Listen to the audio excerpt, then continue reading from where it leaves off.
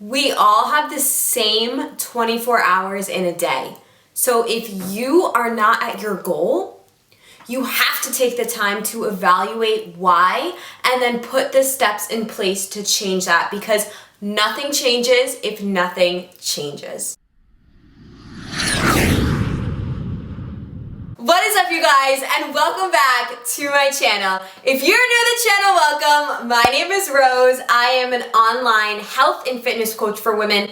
If you want to learn how to achieve your dream plant-based body, all of the information to work with me is below. In today's video, I'm going to tell you exactly why you are not at your goal. I'm giving you 3 productivity hacks. But first, we are going to hear from Jess all the way from Australia. Jess is one of my inner circle clients who really made lasting change in only 3 months. So she will be sharing her hacks that you can implement, especially if you are super busy like her. Yeah, PLCU was absolutely the best thing I've done, in probably the last 20 years, was commit to myself and really learn, how to reach the goals that I wanted, and that they're totally achievable. You just need to have some strategies in place to be able to do that.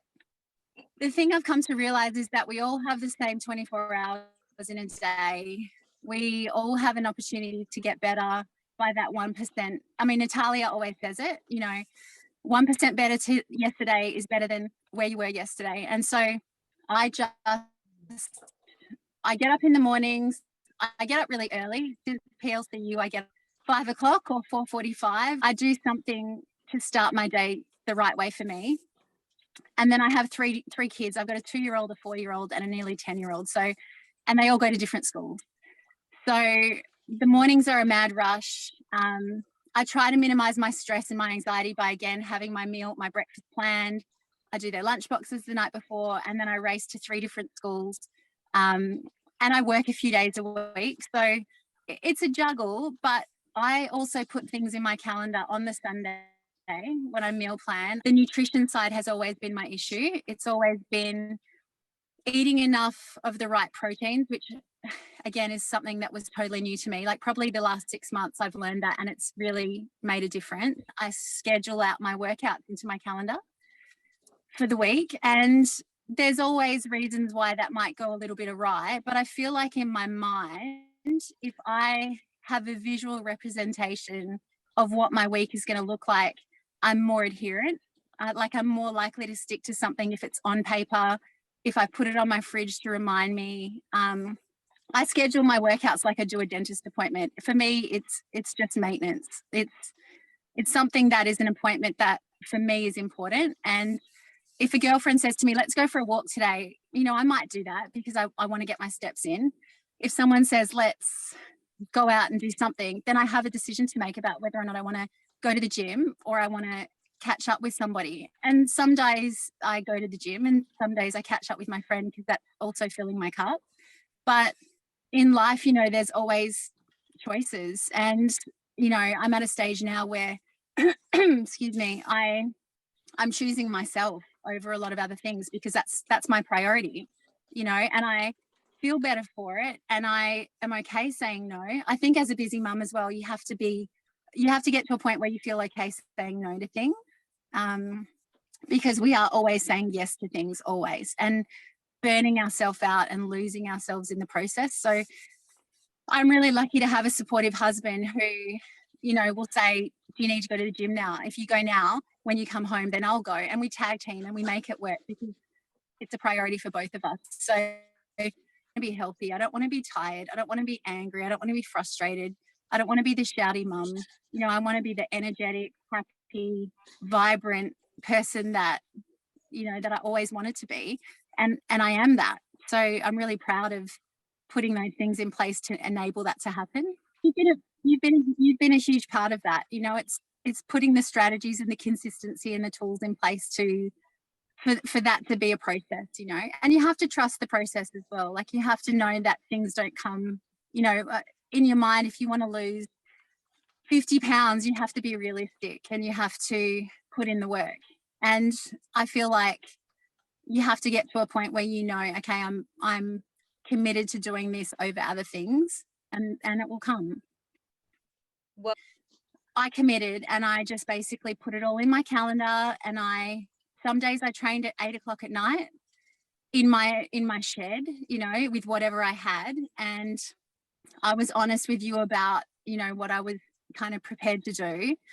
And I told people as well. I told people in my inner circle. I told a couple of my close girlfriends that that's what I was doing. And I had them, kind of encourage me along the way. I had my son, my 9-year-old son, take my progress pictures every Wednesday, which was, at the beginning, it was something I just had to do because I couldn't take my own photos.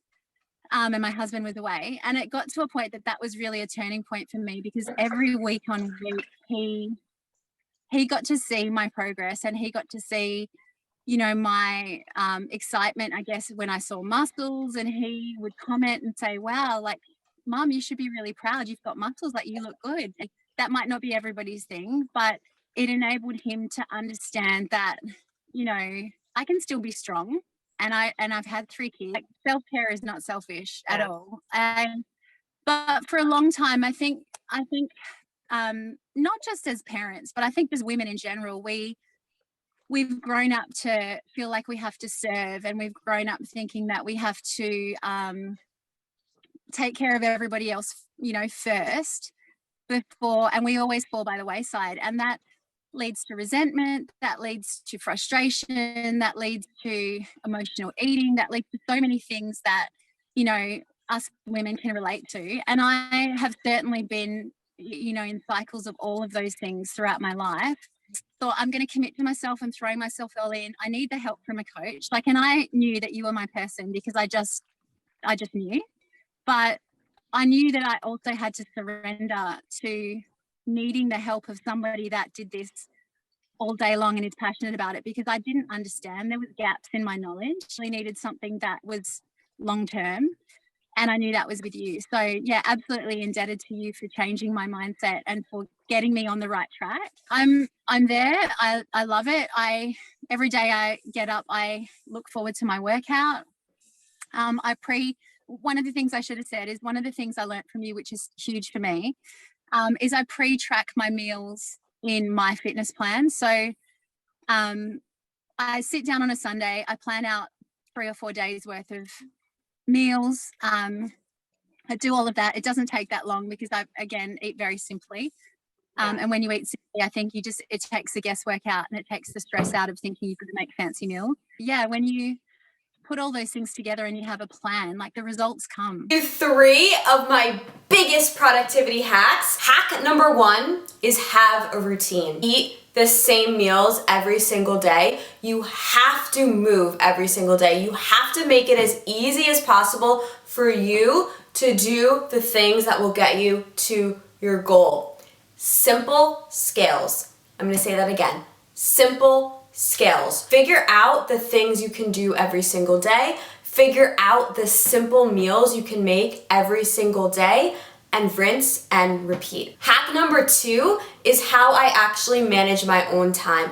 I time block. So I have a sheet of paper and I have 4 squares, a matrix, and I organize and bucket those tasks. And then I think to myself, okay, what are my 3 main needle mover tasks that I want to accomplish the next day? Don't try to do everything in one day, but then what you need to do is you need to time block and actually schedule yourself those tasks. So I work off a schedule, not that to-do list. So every single day, when I have that time in front of me on my Google Calendar, I will get it done, and then I'll set an alarm so I will move on to the next block. Time blocking is key. Number 3, you have to say no. And once you realize how good it feels to move toward your goals, you're going to want to choose the things that matter to you. Coworkers might judge you for not going to happy hour, but they're gonna judge you, and then a few weeks from now, they're gonna want to know what you're doing. They're gonna start asking questions, and once they realize your energy and your vibration and just how much happier you are from routine and discipline, they are going to be inspired by that as well. Action drives action. Nothing changes if nothing changes. And I'm not going to sit here and tell you guys that it's going to be easy. I'm not going to say that every single day you're going to be motivated and you're going to want to go to the gym and you're going to be super peppy, but that is what discipline brings you. The pain brings the reward. The effort is the reward. So you just have to show up no matter how you feel that day and get it done. And then it's gonna become easy. And then you're just gonna keep setting new goals for yourself because you're gonna realize that you can do it. You're gonna train your mind to be resilient. And that is how you can actually accomplish something. Habit creation is where I spend my most time coaching. So if you're interested in working with me, link to that is below. And until next time, you guys, thank you so much for watching. I will see you later.